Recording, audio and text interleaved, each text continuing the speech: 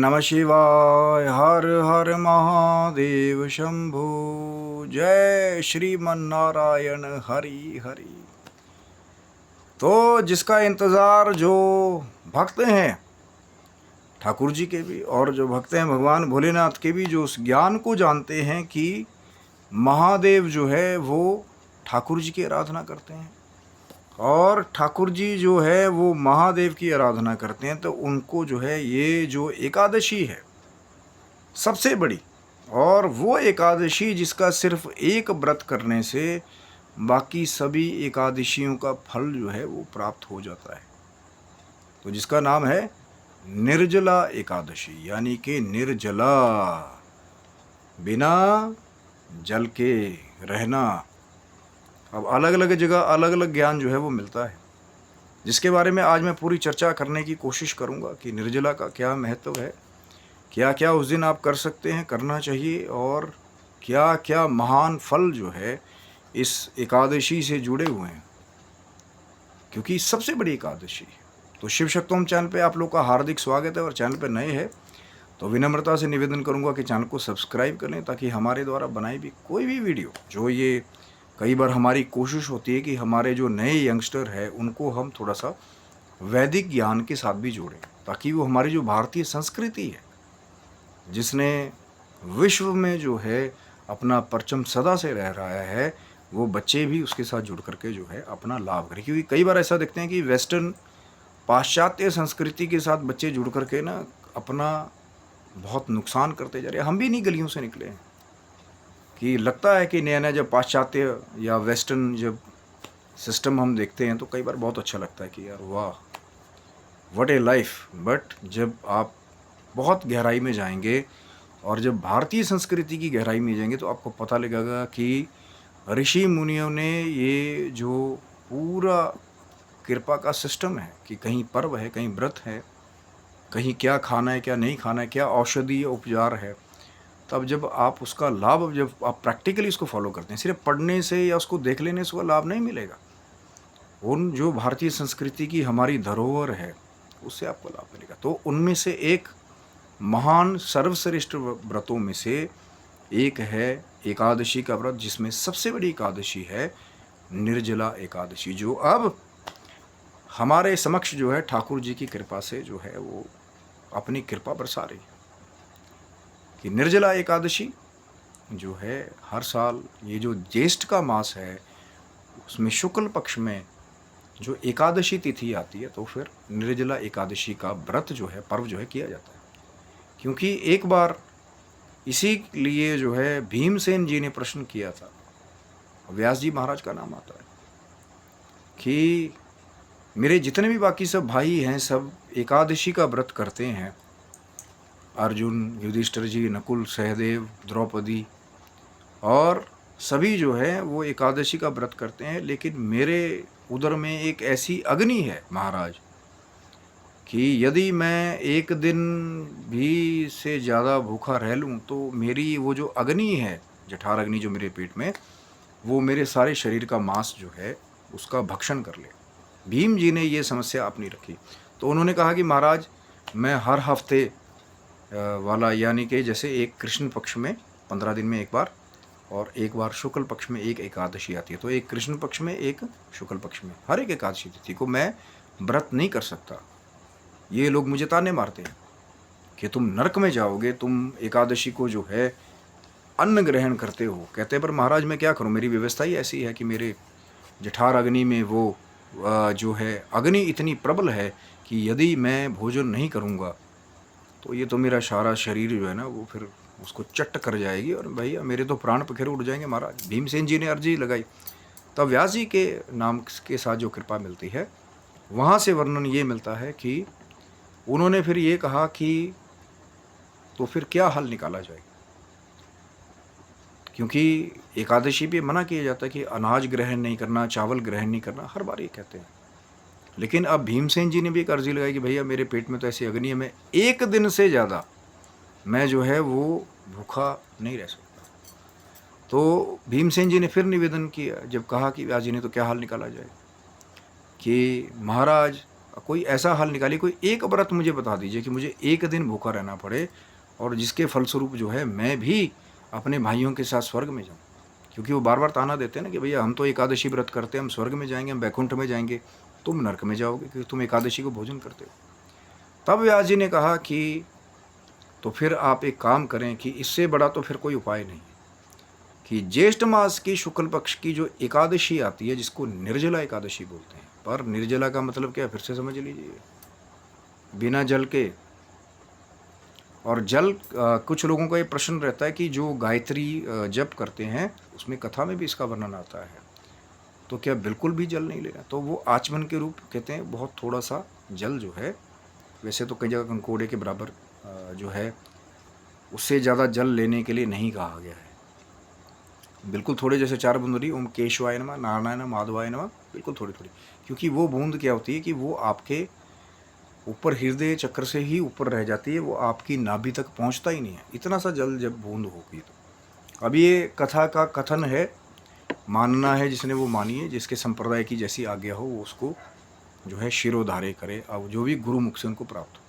जो कथा में वर्णन है मैं थोड़ा सा, जो भी मुझे अल्प बुद्धि के द्वारा जो ज्ञान है मैं आपको बता रहा हूँ कि खास करके वो लोग जो गायत्री जप करते हैं या कोई भी जप करते हैं उसमें फिर आचमन करना पड़ता है, खास करके जो पांडित्य का कर्म करते हैं, तो उनके लिए फिर बताया गया बिल्कुल बूंद एकदम जो फिर ऊपर ही रह जाए। केशवाय नमः, नारायण नमः, माधवाय नमः, अपना कार्य किया, जप किया, उसके बाद में फिर अपना एकादशी का व्रत जो है, अब कई सारे आएंगे महाराज बूंद पी लेंगे तो हमारा व्रत खंडित नहीं होगा, तो उसकी क्वांटिटी जो है वो बताई है उसमें कि इतना सा, जैसे बेर का फल होता है उससे भी कम, उससे भी कम, उससे भी कम जो है। अगर उससे ज़्यादा पिएंगे तो फिर उसको तो कई जगह व्रत का संकल्प करने के बाद मदिरा पान के बराबर बताया गया कि अब ये नहीं है कि भैया भर भर के मैंने ये पूरा ले लिया और मैं बोलूँ कि जी मैंने पूरा आचमन कर रहा हूँ इसका, केशवाय नमः 1 लोटा, माधवाय नमः 2 लोटा, फिर नारायण नमः 3 लोटा, ऐसा नहीं भैया। बूंद कैसे बोलते हैं ना, बिल्कुल छोटी सी आचमनी देखी है ना आपने, वो मापने के लिए होता है उसको, उसमें भी बिल्कुल आधे से आधा, बिल्कुल थोड़ा सा एकदम टच कराया बिल्कुल। वो मैंने तभी कहा कि ये आपका अपना मत है, कथा में भी इसका वर्णन मिलता है, कहा गया कि अगर आचमन करना पड़े तो फिर आप बहुत थोड़ा सा बूंद बराबर जो है उसका ग्रहण कर सकते हैं। लेकिन अब ये भी नहीं है कि भैया आप आचमनी लेकर के सारा दिन 50-60 बार जो है वो आचमन करो, बिल्कुल भी नहीं। एक बार जैसे जो गायत्री संध्या वंदन किया उतना काफ़ी। और फिर पूरा दिन कहा फिर भीमसेन जी को कि आप पूरा दिन व्रत कीजिए, फलाहार वाली बात कई लोग करते हैं, पर इसका मतलब, इसका असली अर्थ है निर्जला, निर्जल, बिना जल के, जो बिना जल के रह ले और पूरा रात्रि जो है वो भी बिता दे, एक सूर्योदय से लेकर के दूसरे सूर्योदय तक, तो फिर वो इस महान फल का अधिकारी हो जाता है कि जितनी भी बाकी एकादशी आती हैं, चाहे पुरुषोत्तम मास वाली मिला करके, जैसे अभी 3 साल में आकर के गई हैं, सभी एकादशियों का फल जो है इस एकादशी के, निर्जला एकादशी के व्रत करने से ही प्राप्त हो जाता है। जिसको इसीलिए, क्योंकि भीमसेन जी ने पूछा, भीमसेन जी के लिए उत्तर बताएगा, तो इसी एकादशी को भीमसेनी एकादशी भी जो है वो कहा जाता है, सबसे बड़ी एकादशी निर्जला। और इस दिन किया गया, वैसे तो कहा जाता है कि जल का ही दान प्रमुख है, कि जैसे मान लीजिए अब कई लोग प्रश्न करते हैं कि महाराज हमने तो जी निर्जल व्रत करना है, हम दूसरों को पानी कैसे पिलाएं? अरे उसी, वही तो तपस्या है सबसे बड़ी, कि आपने पानी नहीं पिया, आपके हाथ में मीठे पानी का या नॉर्मल पानी का जो है मटका है, आप ब्राह्मण देवता को देके आएंगे या किसी संत को देके आएंगे, या फिर जैसे हम लोग मीठे पानी की जो है प्याऊ लगाते हैं, है ना, लगाते हैं ना, छबील कहते हैं इसको आजकल। तो मीठे पानी का जब हम दान करते हैं सबसे ज़्यादा पुण्य फल मिलता है, कि आप खुद व्रती हैं लेकिन दूसरों को आप जल पिला रहे हैं, खास करके मीठा जल जो है उसके दान का बहुत बड़ा महत्व है आज के दिन। अब ये मत सोचिए कि निर्जला व्रत रख लिया तो भी पानी को देखना भी नहीं है, यहाँ भाई कोई द्वार पे संत आ गया तो यार चले जाओ महाराज निर्जला व्रत है, छुट्टी है आज। बल्कि उस दिन तो संतों को, ब्राह्मणों को, जो वेद पाठी हैं खास करके, और जो तपस्वी हैं या कोई भी जन है, खास करके जो दोपहर का समय होता है, जो ठाकुर जी का समय है, दोपहर की संध्या हुई 12, 12:15, 12:30 के बाद, उस समय अगर आप मीठे पानी की प्याऊ या छबील लगाते हैं, कोटि गुना फल इतना है इस जल दान करने का। क्योंकि कई बार मैं अन्नदान के लिए क्यों वहाँ पे नहीं कह रहा हूँ, कई बार ऐसा होता है कुछ ऐसे भी व्रती होते हैं जो व्रत तो रखते हैं लेकिन फलाहार कर लेते हैं और जल ग्रहण कर लेते हैं इसमें, ये अनाज नहीं खाएंगे। अब वहाँ पे आप जो है मीठे पानी के साथ वहाँ हलवा और चना बांटना शुरू कर दो, अगला वो पानी भी ना पिए वहाँ पे। इसलिए सिर्फ जल का ही दान जो है प्रमुख है। अगले दिन जो है जब आप पारण करने जाएं तो फिर चाहे चावल का दान, चाहे फिर अन्न का दान जो है किसी ब्राह्मण देवता को मंदिर में दे करके, फिर अगर आप अपने व्रत का पारण करें या भोजन करवाएं किसी संत को, ब्राह्मण को, फिर पारण करें, फिर तो महाराज पिछले दिन का भी पूरा फल और अगले दिन का जो है पारण का भी फल आप प्राप्त कर लेंगे। लेकिन चाहे एक ही ब्राह्मण हो, जितनी यथाशक्ति। अब ये नहीं है कि भैया किसी पंडित जी के पास गए, पूछा, नहीं जी 11 ब्राह्मण को ही खिलाना पड़ेगा। वो जो उद्यापन करने वाले हैं, जैसे मान लीजिए आपने एकादशी व्रत की, अब निर्जला पे चाहते हैं, वो एक अलग व्यवस्था है कि कितने ब्राह्मण, फिर कितने जो विद्वान के पास आप जा रहे हैं, वो अलग व्यवस्था है अगर उद्यापन करना चाहते हैं। लेकिन उसके अलावा भी मैंने पहले भी कहा है कि एकादशी के महान पर्व पे किया गया दान जो है, अन्न का, जल का, तिल का, स्वर्ण का, गौ का, ये महादान है। अगर दे पाएँ तो यथाशक्ति, वो भी नहीं दे पाएँ तो श्रम दान आप कर सकते हैं। कहीं मीठे पानी की छबील लगी है, कहीं प्याऊ लगाए, आप जा कर के वहाँ सेवा करें, वो श्रम दान हो गया, तो वो भी आपको कोटि गुना फल देने वाला है। किसी ब्राह्मण को, क्योंकि जेठ का महीना है सबसे गर्म, तो जल का दान, घड़े का दान जो है, या कोई ऐसा निर्जन स्थान है जहाँ जल की व्यवस्था नहीं, वहाँ घड़े का दान करना जो है वो बहुत बड़ा पुण्यदायी है। कोई संत महात्मा है, तपती हुए रोड पे चल रहे हैं संत, उनको चप्पल का दान करना। असली संतों की, तपस्वियों की बात कर रहा हूँ, उनका नहीं कि जिनके घर में पहले 100 जोड़ी चप्पल पड़ा और आप 101 वहाँ जा करके वहाँ पे दे करके आओगे, नहीं, हाँ सब उन्हीं को दे रहे हैं, मैं उनको दूंगा। कोई संत महात्मा हो, तपस्वी हो, और आप देखें कि पाँव में चप्पल नहीं है, जूता नहीं है, और तपती हुई धूप में वो चले जा रहे हैं, उसमें किया गया दान जो है वो सर्वप्रिय दान है। क्योंकि जो यहाँ फिर संतों को, ब्राह्मणों को चप्पल पहनाते हैं, वहाँ वो घोड़े पे सवार होकर के जाते हैं, जब मृत्यु के बाद की यात्रा होती है, वो भी जुड़ा हुआ है वहाँ से। जो यहाँ प्याऊ का दान करते हैं, जल का दान करते हैं, वहाँ पे जब मृत्यु होती है उसके बाद वो, उनको मार्ग में कहीं जल की कमी नहीं होती। भैया वहाँ भी सफ़र करना पड़ता है मरने के बाद, जो आपका सूक्ष्म जो है आत्मा का स्वरूप होता है। उसके बाद फिर यथावत दक्षिणा जो है, अगर कोई लगता है कि किसी की दिनचर्या याचिका, कोई संत है, देखिए माँ लक्ष्मी का, भगवती का स्वरूप सबको चाहिए, चाहे कोई संत है। अन्न खरीदने के लिए, माँ अन्नपूर्णा की कृपा के लिए भी माँ लक्ष्मी का स्वरूप चाहिए। तो लगता है आपको कि कोई साधु है, संत है, कोई ब्राह्मण है, उनका जो है भजन करने में व्यस्त है, उनको जाकर के यथावत दक्षिणा दान करना, वो भी एक जो है आपको कोटि गुना फल देने वाला है। इस वैसे तो मैं हर एकादशी कहता हूँ, लेकिन ये सबसे बड़ी निर्जला एकादशी है, इस पे किया गया दान, मैं तो कहता हूँ कि मेरे पास वो जीवा नहीं है कि इस दिन किए गए दान का क्या महत्व है और कितना कोटि गुना फल है, मेरे पास वो जीवा नहीं है। लेकिन ठाकुर जी की कृपा है, माँ भगवती की, माँ राधा रानी की, माँ लक्ष्मी स्वरूपा की, कि जब आप दान करेंगे, पर एक निवेदन मैं आपसे करूँगा, एक हाथ से दान कीजिए तो दूसरे हाथ को पता नहीं चलना चाहिए, वही दान है। ये नहीं है कि भैया आज हमने दान कर दिया जी, हमने तो जी 20 बोतलें रूह दान कर दी, फिर 10 लोगों को गिराऊँ जा करके, हमने तो जी जो है 100 किलो चीनी दान कर दी, जा करके 10 लोगों को गिलाऊँ,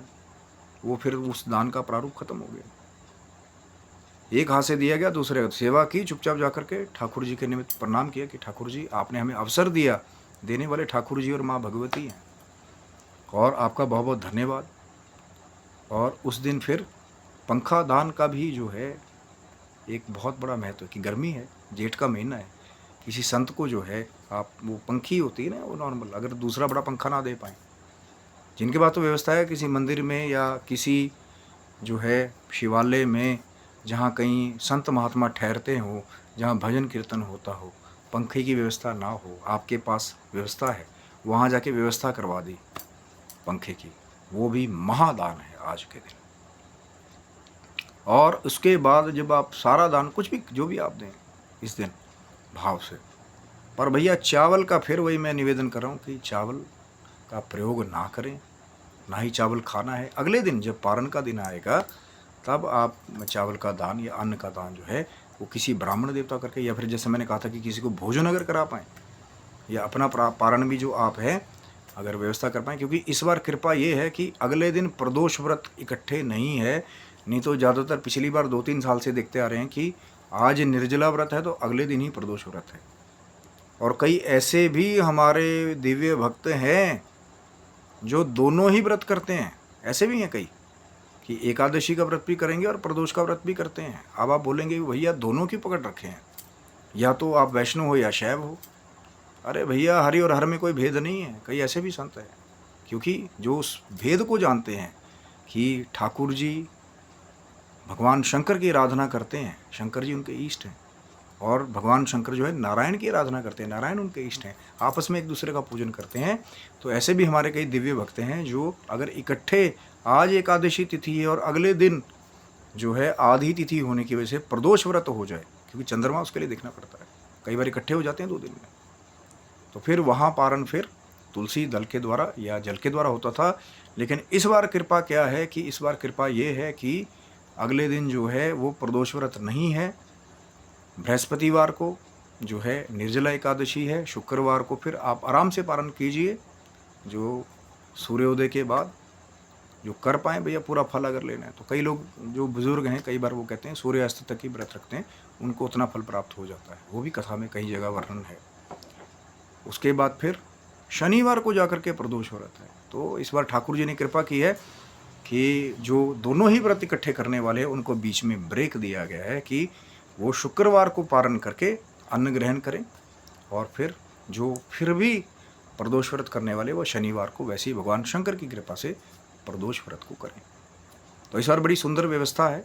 और एक और चीज़ है जो मैं फिर वर्णन करने वाला हूँ कि अगर एकादशी के दिन और रात्रि को आपने जागरण कर लिया, या दिन में जितना आपने ठाकुर जी का भजन पूजन, माँ राधा रानी का भजन पूजन कर लिया, सबसे कोटि गुना फल मिलता है। क्योंकि ठाकुर जी ने स्वयं कहा है, उनसे पूछा कि आप कहाँ रहते हैं, तो उन्होंने कहा कि जहाँ मेरे भक्त मेरा भजन करते हैं, मेरा पूजन करते हैं, मेरा स्मरण करते हैं, मैं हमेशा वहाँ विराजमान रहता हूँ, मैं वहाँ उपस्थित होता हूँ, मैं वहीं मिलता हूँ।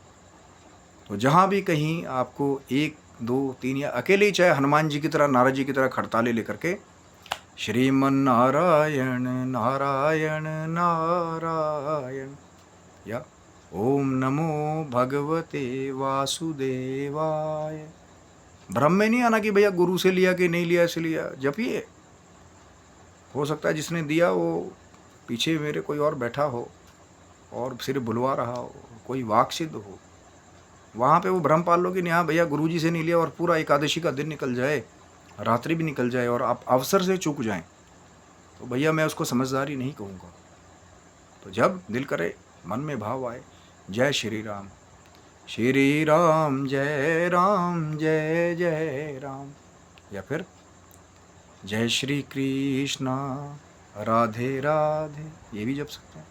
या फिर श्रीमन नारायण नारायण नारायण, लक्ष्मी नारायण नारायण नारायण, श्री हरि नारायण नारायण नारायण, ओम नमो भगवते वासुदेवाय, जितना हो सके इन महामंत्रों के द्वारा। या फिर हरे राम